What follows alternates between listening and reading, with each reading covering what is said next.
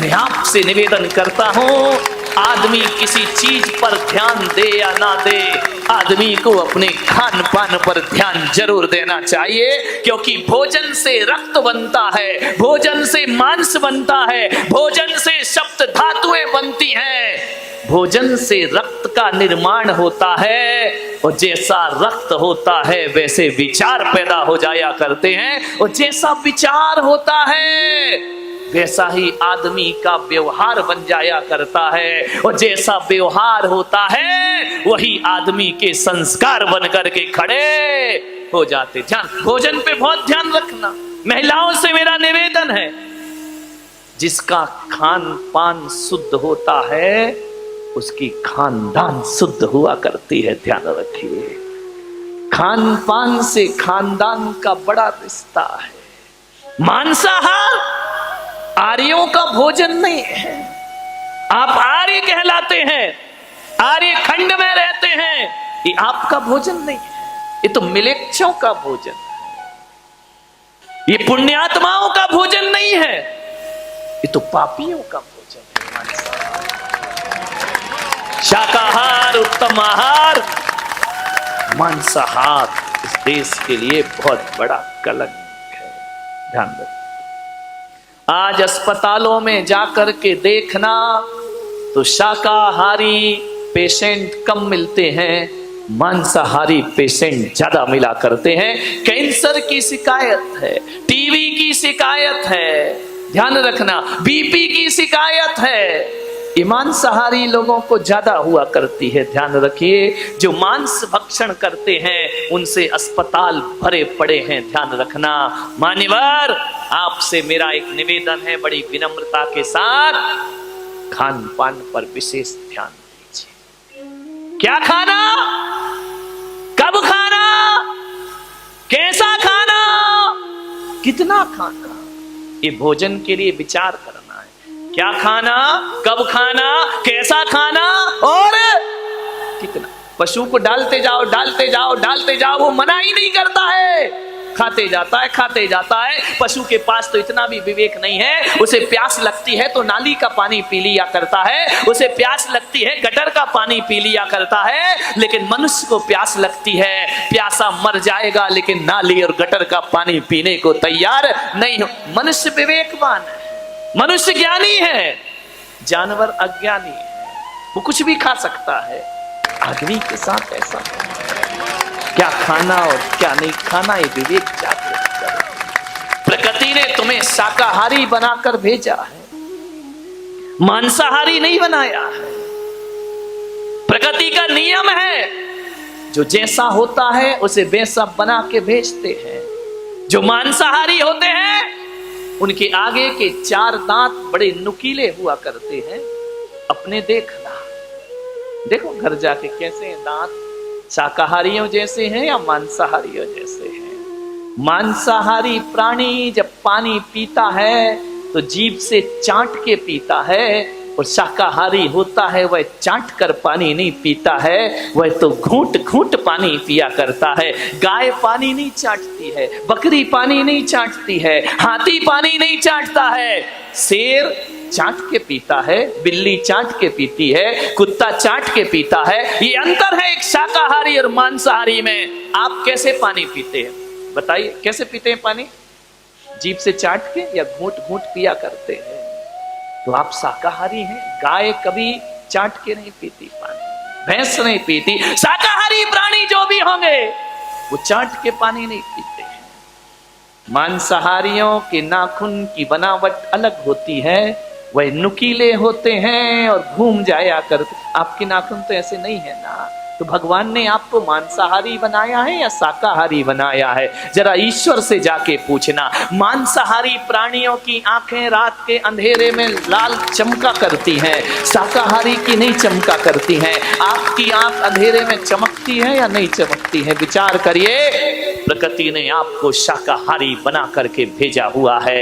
एक बात याद रखना, मांसाहार करोगे तो मांसाहार में केवल मांस ही नहीं खाते हो, उनके संस्कार और पशुओं की पशुता का भी भक्षण कर जाया करते हो। और यही बात है, कि जैसे जानवर बात बात पे झगड़ा कर लेते हैं, एक दूसरे को मारने को तैयार हो जाते हैं, जैसे जानवरों के पास कोई आचरण नाम की चीज नहीं होती है, वैसे ही देखना मांसाहारी बात बात पर झगड़े करते हैं, उनके पास भी आचरण और व्यवहार नाम की चीज, उत्तेजनाएं, क्रोध, तामसिक प्रवृत्ति मांसाहारियों की होती है। शाकाहारी कौम शांत रहा करती है, विचारों में तामसिकता पैदा करता है मांसाहार। एक बात याद रखना, शाकाहारी पशु स्नान ना करे तो भी दुर्गंध नहीं आती, लेकिन मांसाहारियों के शरीर से दुर्गंध आया करती है, बदबू आया करती है। विचार करिए, गाय में बदबू नहीं आती है कभी, शेर में दुर्गंध आती है। कभी देखना, शेर का मुंह देखकर किसी के अंदर करुणा नहीं आती है, लेकिन गौ माता को देख लो तो करुणा छलक छलक पड़ जाया करती है। गाय के चेहरे पर बड़ा भोलापन हुआ करता है, गाय के चेहरे पर ऐसा वात्सल्य टपका करता है, शेर पर नहीं टपकता है। ध्यान रखना राजन, तुमने 100 हंसों का मांस खाया है, आज उसका ये दुष्परिणाम है कि तुम्हें 100 बच्चों की लाश पे आंसू बहाना पड़ रहे हैं। ध्यान रखिए, तुमने भी तो किसी के बच्चे छीने थे, तुमने भी तो क्रूरता से धृतराष्ट्र ने कहा कि महाराज वो तो मेरे अनजान का कृत्य था, क्या अनजान के किए पापों की भी सजा मिलती है कि जानबूझकर किए पापों की सजा मिलती है? आदमी यही सोचता है कि जो पाप जानबूझ के किए जाते हैं उनका फल ज्यादा मिलता है। मैं पुलक सागर कहता हूं, कर्म तो कर्म है, चाहे बेहोशी में करो चाहे होश में करो, उनका फल तो प्राप्त। आप एक बात बताइए, बारामती के लोगों से मैं पूछ रहा हूं, किसी के घर आप गए, बैठने गए और यदि उसने 2 गिलास रख दिए दूध के, एक में जहर मिला है और एक में नहीं मिला है, आपको नहीं मालूम किसमें जहर है किसमें नहीं है, और आप जहर वाला गिलास पी गए, फल मिलेगा या नहीं मिलेगा? बोलिए, क्यों? आपने जानबूझ के थोड़ी पिया है, अनजाने में पिया है ना, फल प्राप्त होगा या नहीं होगा? ध्यान रखना, कर्म किसी को नहीं छोड़ा करते हैं। आप यदि अनजाने में इस प्लग में उंगली डाल दो, झटका लगेगा या नहीं लगेगा? नहीं, करंट को बोलना भाई वो तो अनजाने में हुआ, तू करंट क्यों लग रहा है मुझे? ध्यान रखिए, जानबूझ कर करो या अनजाने में, सजा तो प्राप्त जरूर। और एक बात याद रखना, जीवन में 90% पाप अनजाने में ही हुआ करते हैं मेरे भाई, जानबूझ के कोई पाप नहीं किया। 10% पाप जानबूझ के होते हैं, 90% पाप अनजाने में होते हैं। तो आप इस गफलत में ना रहे कि अनजान में किए गए पापों की सजा नहीं मिलती है। यदि अनजान में कांटे पर पांव रख दो तो वो भी चुभता है मेरे भाई, और अनजाने में कोई अंगार हाथ में रख दे तो वो भी जलाने का काम किया करता है। अज्ञान में भी यदि पाप किए हैं, फल जरूर प्राप्त होगा। धृतराष्ट्र की आंखों से आंसू आने लगे, बोले, हे माधव, ये तो बताओ कि मैं अंधा क्यों हो गया? राजघराने में पैदा हुआ, मेरी आंखों में रोशनी क्यों नहीं है? मैं इस वंश में, इस कुरु वंश में ऐसा राजा क्यों बना कि सिर पर ताज भी था लेकिन मैं देख नहीं सकता था?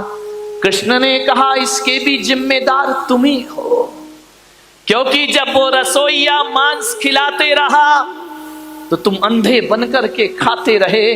तुमने ये भी नहीं पूछा कि ये क्या है, क्या बना रहा है। तुम रंग और स्वाद में डूब गए थे। आंखें होने के बाद भी तुमने आंखों से देखा नहीं। तो कर्म ने कहा कि जब आंखें होकर भी उपयोग नहीं करता है तो अगले जन्म में से अंधे की पर्याय में पैदा। ध्यान रखिए, समझिए कर्म प्रकृतियों को। आंख होते हुए भी आप नजरअंदाज कर रहे हैं तो आपको ये आंखें दोबारा मिलने वाली, इसलिए धृतराष्ट्र तुम अंधे हुए। बोली, द्रौपदी की तो आंखें हैं, ये पट्टी बांध कर क्यों बैठी है? बोले, इसलिए इसका भी कर्म है। वो जो हंसों का मांस खिलाते रहा, वो रसोईया कोई और नहीं, ये द्रौपदी ही है, जो इनाम के लालच में तुम्हें हंस के बच्चे खिलाते रहा। आंखें होकर भी इसने अनदेखा किया, इसलिए आंख होकर भी आंखों में पट्टी बांधने को मजबूर हो गई। अब विचार करिए, रोशनी होकर भी दुनिया नहीं देख पाई गांधारी, ये तुम्हारे ही कर्मों का फल हुआ।